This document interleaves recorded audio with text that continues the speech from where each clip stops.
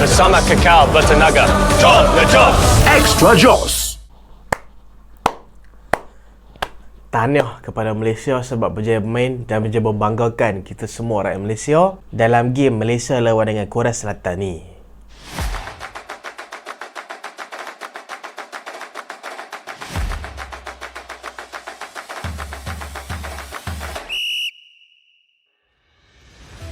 Assalamualaikum dan selamat datang ke Pala Bola Studio. So dalam video kali ini kita nak review perlawanan antara pasukan Malaysia dan juga pasukan Korea Selatan. Setelah dua keputusan mengecewakan kita, lawan dengan pasukan Jordan kena belasah, lawan dengan pasukan Bahrain kalah last minute. So lawan dengan pasukan Korea Selatan ni hampa tak yang mohong lah. Semua jangka Malaysia dalam game ni mungkin akan dibelasah ataupun kalah je lah senang cerita. Tak ada siapa pun expect yang Malaysia ni boleh menang. Aku boleh kata dalam game ni kalau Malaysia skor sebiji pun boleh consider se-win tau. Sebab ialah kalau tengok perbezaan ranking pun memang jauh gila, dan apatah lagi dengan prestasi kita dalam dua game awal ni, kalah dengan Jordan, kalah dengan Bahrain. So tak ada siapa expect pun kita boleh perform lah dengan pasukan Korea. Tapi tiba-tiba unexpected performance daripada pasukan Malaysia. Dalam game ni Malaysia memang all out dan berjaya seri dengan pasukan Korea Selatan. Dan aku boleh kata kita keluar daripada tournament ni sebagai pasukan yang bermaruah. Memang still pelengkap jadual, tapi kita bukanlah keluar sebagai pasukan yang kalah semua game, tapi kita keluar sebagai pasukan yang mencabar setiap pasukan. So jom kita tengok macam mana perjalanan dalam game ni. Sebelum tu video ni disponsor oleh Extra Joss. Info-info lanjut kita akan terangkan selepas ni. Mula-mula kita tengok line up dulu. Line up dalam game ni mula-mula aku tengok formation Kim Panggon, aku macam agak frust sikit lah. Jujur lah memang frust. Sebab apa? Sebab kita lah dengan pasukan Korea, tiba-tiba formation dia macam nak attacking. Dia pakai 3 center back dekat belakang, lepas tu pakai full back 2 iaitu Daniel Ting dan juga Corbin Ong.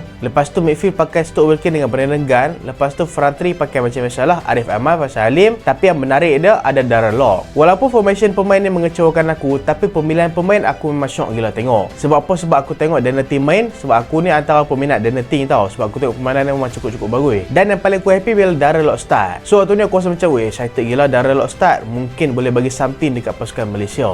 Kita tengok separuh masa pertama dulu apa yang jadi dalam game ni. Separuh masa pertama kalau hang tengok memang Malaysia tak boleh buat apa langsung. Tapi tactical Kim Panggon dalam game ni waktu separuh masa pertama nampak jelas. Kita main fully bertahan dan kita cuba main counter attack. Tapi taktik kita susah nak buat tau. Sebab apa? Sebab waktu first half ni play Korea, depa ni bukan agresif daripada segi menyerang je. Depa juga agresif daripada segi bertahan tau. So bila depa menyerang pun depa agresif, bila bertahan pun lagilah depa agresif. Tak kira lah mana-mana pemain Malaysia yang dapat bola, bila nak counter attack akan ada 4 orang kepung 4 penjuru, membuatkan play Malaysia memang susah nak attack. So benda ni berlarutan sampai hujung separuh masa pertama. Kalau nak kata Malaysia tak buat press dekat depa, Malaysia buat press. Malaysia bukan setakat buat press, Malaysia press sampai ke keeper tau. Tapi disebabkan ada satu kelemahan yang aku tengok pressing Malaysia waktu first half adalah gap antara defense dan juga midfield dan striker adalah sangat jauh. Maksudnya Malaysia ni tak press sebagai satu unit. Kim Panggon dia seletakkan striker dan juga midfield untuk press play pasukan Korea, tapi keburukan dia bila mereka press macam ni, defense tinggal kat belakang. So waktu pressing ni akan tinggalkan gap yang besar antara defense dan juga midfield. So apa jadi? Dengan satu pass je pasukan Korea Selatan berjaya lepas pressing tu dan mereka berjaya buat counter attack pula dekat pasukan Malaysia.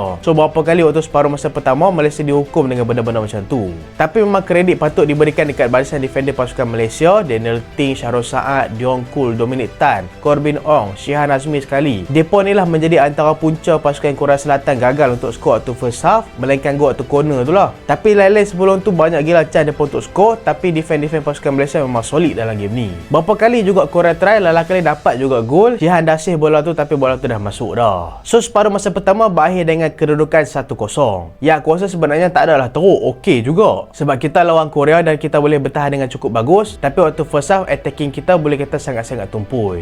Tapi sakit tekak Ustaz. Jom kita minum ayak dulu.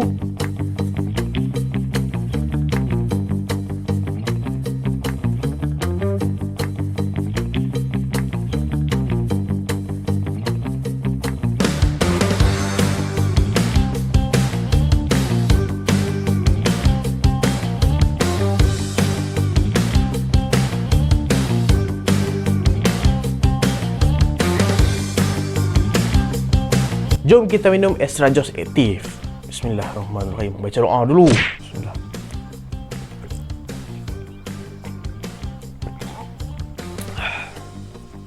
Serius sedap amat, hampa kena try. Es Rajos yang aku minum ni adalah es Rajos aktif. Dalam es Rajos ni ada ginseng Korea, ada vitamin B dan juga royal jelly. Apa kelebihan tiga-tiga bahan ni membuatkan hang ni kekal cergas tak kira bila mana hang minum sekalipun. Tak kira lah hang minum untuk drive ke, hang minum nak tengok bola ke, hang minum nak pijin, nak buat pre-workout pun boleh jadi juga. So aku memang saja dekat hampa, kalau hampa nak lagi so lagi hampa dekat mamok, hampa minta depa bubur susu sekali, memang piap terus. Tapi jangan buat tiap hari lah. Minum es Rajos ni saja pun dah cukup bagus dah. Sebab es Rajos ni dah zero sugar.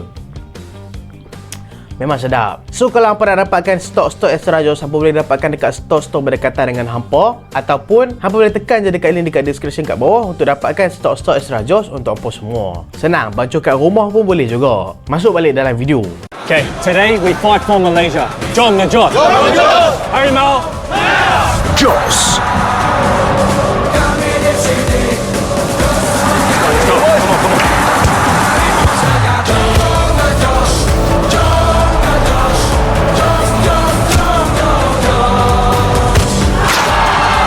Extra Joss dengan Royal Jelly, ginseng Korea dan vitamin B complex. Bersama Kakao Butter Nugget.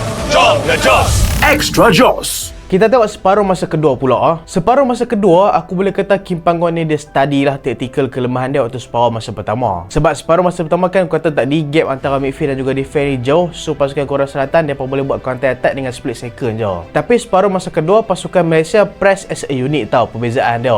Maksudnya kalau striker kita press, midfield dan juga defense pun ikut sekali press. So membuatkan pasukan Korea Selatan tak ada space untuk passing langsung. Tapi kelemahan taktikal macam ni adalah kita ni terpaksa main highline. Ialah sebab bila striker kita press, defense pun kena ikut sekali. So dapat nampak banyak kali sebenarnya pasukan Korea Selatan boleh main long ball dan terus pecahkan defense kita untuk one on one dengan goalkeeper. Tapi sekali lagi, terima kasih kepada defense pasukan Malaysia, Daniel Ting, Syarul Saad, Dion Kul, Dominic Tan, Corbin Ong. Aku tak jemulah nak sebut nama player-player ni sebab mereka ni lah yang banyak menyelamatkan pasukan Malaysia dalam game ni. Dan bila defense solid, kita main highline dan bila kita press dengan berjaya, dan hasilnya midfield pasukan Korea Selatan yang aku memang mark dalam game ni, Hwang In-beom dalam game ni dia buat kesilapan. Daralok memang pressing kau-kau dia. Bila Daralok pressing dapat dekat Arif Ahmad skor tak masuk. Arif Ahmad nak shoot, Kim Min-jae berjaya tahan, tapi dapat dekat Faisal Halim. Aku memang tak expect tak Faisal Halim nak passing sebab tentu aku tengok dah depa tutup dah space dekat Arif Ahmad. Sebab tentu pun aku jangka antara Faisal Halim nak passing kat Arif Ahmad ataupun passing dekat luar kotak penalti untuk shoot terus. Tapi tiba-tiba dengan world class pemikiran daripada Faisal Halim, tiba-tiba dia boleh shoot terus mat. Dia boleh curve bola tu terus.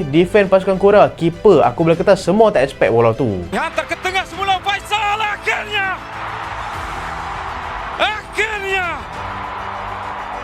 So bila satu sama tu, ramai kata bila Morales skor gol ketiga tu semua teriak. Aku gol pertama tu pun aku dah teriak dah. Sebab dalam game ni jujur aku expect Malaysia skor sebiji gol je. Malaysia skor sebiji tu pun aku dah consider as a win dah. So bila satu sama tu hang boleh tengok player-player pasukan Korea Selatan depa dah start gugup dalam game ni dengan pressing yang high intensity daripada pasukan Malaysia as a unit, dan Malaysia pun nampak lagi bernafsu untuk cari gol. Hal ni satu lagi benda. Hang baiklah kita lawan dengan pasukan Korea Selatan. Yang aku suka dengan Malaysia dalam game ni, Malaysia macam lupa tu kita lawan dengan pasukan Korea Selatan.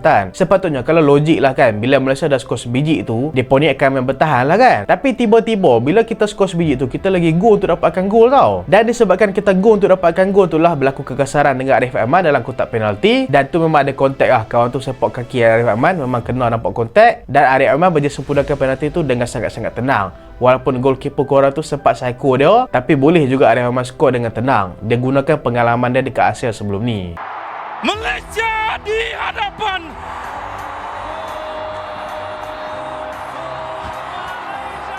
Dan lepas skor 2-1 tu lah boleh tengok pasukan Korea Selatan memang dah start panik lah. Mereka macam dah start cok dah kan. Mereka pun attack lah bertubi-tubi dekat pasukan Malaysia daripada kiri, daripada kanan. Aku boleh kata enjin serangan pasukan Korea Selatan dalam game ni bukan Hwang In-beom. Hwang In-beom dalam game ni memang kena marking betul-betul dengan midfield Malaysia. Tapi Lee Kang-in adalah pemain yang memang betul-betul enjin dalam game ni, yang walaupun player Malaysia marking 2-3 orang ataupun 4 orang boleh marking dia, tapi dia still boleh lepas daripada pressing pasukan Malaysia. So aku memang bagi kredit penuh dekat Lee Kang-in dalam game ni lah. Tapi walaupun kita bertahan dengan cukup baik dengan satu kesilapan lah, aku bukan kata kesilapan sebab tadi Paulo Joshua dia nak rampas bola tapi dia terbody pula Lee Kang-in ni. Sebab aku rasa dah rampas bola tu tak ada masalah, tapi dia terbody tu masalah tu. So bagi 4 dekat pasukan Korea Selatan dan juga advantage dekat mereka Dan free kick tu memang world class lah Mat. Shihan dah dapat jangkau dah bola tu, tapi disebabkan bola tu terlalu betul-betul curve dan hujung-hujung penjuru, membuatkan Shihan tu tak boleh save. Tapi sayang jugalah aku tengok gol tu depa consider sebagai gol sendiri tau, bukan gol ikat in. Padahal gol tu lawa tau. Dan bela 2-2 lagi lah pasukan Korea Selatan depa eager nak dapatkan gol. Dan lain kali depa dapat juga sepakan penalti. Ya aku rasa benda ni boleh argue. Sebab kalau tengok balik Junaid Esta dia dapat sentuh bola dulu tau. Kalau nak kata ada kontak dengan play Korea Selatan tu minor gila, sikit gila Mat. Dia bukan jelas kawan tu sepak kaki kawan tu. Tapi nak menampakkan buruk lagi situasi tu adalah Syamil Kuti pula pergi himpit play pasukan Korea tu. So memang bagi penalti lah dekat pasukan Korea.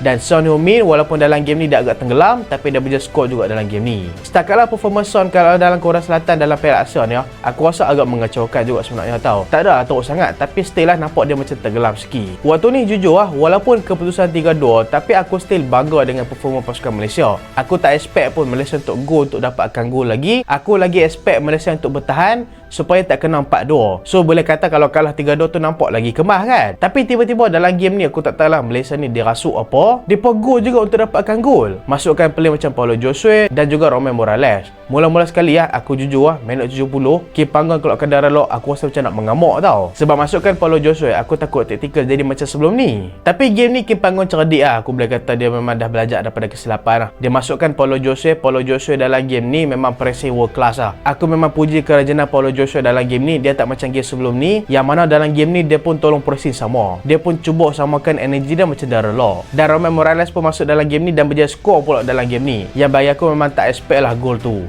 Pusingan yang cuba dilakukan Romain Morales. Gol untuk Malaysia. Waktu 3-3 tu memang banjir Mat. Memang ayat mata keluar berjurai-jurai lah Mat. Memang dia rasa macam tak expect Malaysia boleh seri dengan pasukan Korea. Ada jugalah pok-pok bodoh yang komenkan, alah seri je pun, apa yang nak bangga sangat dengan Korea Mat. Malaysia ni pasukan kedai je dalam Piala ASEAN ni, tapi boleh ikat gegasi Asia macam Korea Selatan macam tu. So setiap prestasi pasukan kita kena bangga. Sebab apa kita kena bangga? Sebab time mereka kalah kita kutuk mereka. Kalau time mereka menang takkanlah kita tak mau puji mereka kan. Ataupun seri macam ni pun takkanlah kita nak puji mereka. Takkanlah nak tunggu mereka menang trofi baru kita nak puji. Hak ni lah orang panggil glory hunter. Hak tu betul-betul geram lah fan-fan Malaysia macam ni. Kebanyakan fan-fan Malaysia yang suka kutuk Malaysia ni, kebanyakannya lahir dekat UK tau. Hak tu lah kan, tak mau sebut lah fan-fan tim mana. Tapi aku agak frust lah dengan segelintir fan-fan Malaysia yang nampak performa Malaysia dalam game ni sebagai pencapaian biasa je. Padahal dalam game ni play Malaysia berjuang macam sampai berdarah-darah tau. Dominic Tan tu lutut dah sampai luka berdarah. Mereka main semata-mata untuk Malaysia. Padahal dalam game ni mereka boleh jago main macam biasa-biasa je. Sebab kalau mereka kalah ke, mereka menang ke, mereka seri ke, mereka stay tak lepas group. Tapi dalam game ni mereka pilih untuk berjuang sebagai pasukan yang bermaruah. So kita kena hargai effort mereka tu. Cuma ada lah yang kata kan, ada yang kata korang match fixing sebab apa? Sebab tak mau jumpa Jepun dekat round 16 nanti. Itu tak tahulah kan. Tapi aku tengok dalam game ni korang memang all out, Malaysia pun all out. So best performance team yang akan menang.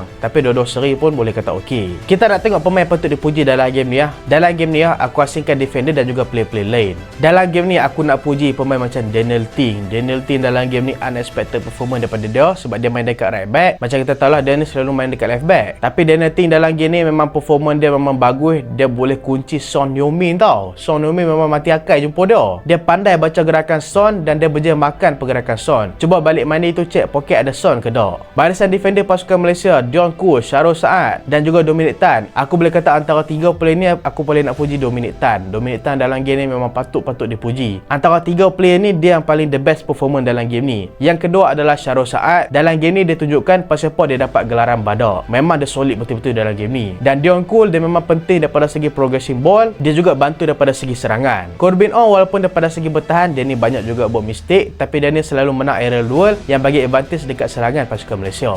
Dan Shihan Azmi banyak kali juga save bola-bola penting. Ada sekali tu dia save bola pakai satu tangan je tau. Macam mana Neuer dah gaya dah. Walaupun dia bolos 3 gol, aku boleh kata antara 3 game ni adalah performance terbaik dia berbanding lawan dengan pasukan Bahrain dan juga pasukan Jordan. 3 pemain selain aku nak puji defend ni, yang aku nak puji pertama adalah Faisal Halim. Faisal Halim dia memang tunjuk dia ni berada dalam kelas dia tersendirilah. Walaupun daripada awal lagi aku puji dia kan, aku kata dia ni kecil tapi dia ni pandai nak gunakan space, pandai nak gunakan masa, dan aku harapkan lepas ni dia akan terus berkembang sebab dia punya body movement tu yang mahal. Yang kedua adalah Arif Aiman. Arif Aiman dalam game ni dia buktikan yang kenapa dia ni adalah best player dalam pasukan Malaysia. Cukup matang dia main dalam game ni, dan dalam game ni lah aku dapat nampak performance dia macam dalam game-game sebelum ni. Sebab Arif memang dalam game ni dia main tanpa pressure. Sebab sebelum ni mungkinlah dia main dengan pressure, so nampaklah dia ni agak stres. Dan satu lagi, Kim Panggon dalam game ni pun dia tak bagi bebanan untuk terlalu defend dekat Arif Aiman. Yang ketiga, pemain yang paling aku nak puji adalah Darren Lock. Kim Panggon aku rasa kalau dia startkan Darren Lock dalam 2 game awal, mungkin Malaysia boleh lepas ke round 16. Sebab apa? Sebab Darren Lock ada ni lah buatkan Faiz Salim dan juga Arif Aiman ni lagi function. Dan dia ni raja untuk pressing. Aku tak boleh kata apalah dengan performa Darren Lock ni, memang patut dipuji. Pemain yang mengecewakan aku rasa tak ada lah, sebab semua berjuang dengan mati-matian. Cuma kalau kita nak kata kurang sikit, aku rasa Brandon Gunn lah daripada segi menyerang. Sebab Brandon Gunn vision dia agak kurang sikit lah. Kita dapat nampak banyak kali juga sepatutnya dia passing dekat play lane, tiba-tiba dia passing dekat play lane yang buatkan space untuk menyerang tu tertutup. Tapi still overall performance daripada Brandon Gunn pun bagus juga. Overall aku boleh kata memang good game daripada pasukan Malaysia. Memang unexpected result dan juga unexpected performance. Tahniah Malaysia, walaupun kita tak layak tapi kita tersingkir sebagai pasukan yang bermaruah. Kita ni bukan tersingkir sebagai pasukan cak ayam je. Kita dah buktikan kita pun boleh bersaing dengan pasukan gegasi dekat Asia. Kita dalam game ni seolah-olah macam kita claim balik maruah kita tau. Dan terima kasih kepada player-player Malaysia, terima kasih kepada Kim Panggon,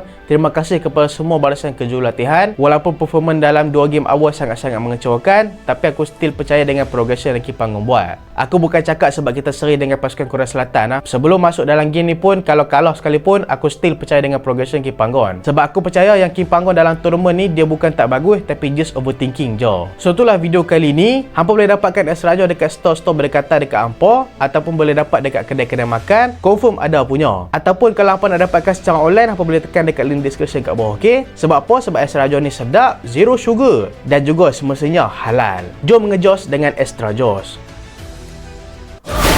Bersama Kekal Bertenaga, John the Joss. Extra Joss.